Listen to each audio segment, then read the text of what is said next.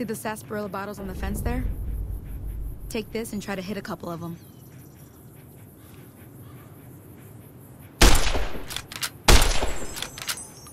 That's the right idea. Look down the sight.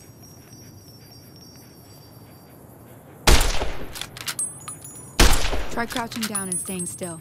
It'll help your aim. Nice shot. Well, that's a start. But I don't reckon you came to me to learn to fight sarsaparilla bottles. Tell you what, I gotta go chase geckos away from our water supply anyway. Darn critters are attracted to it.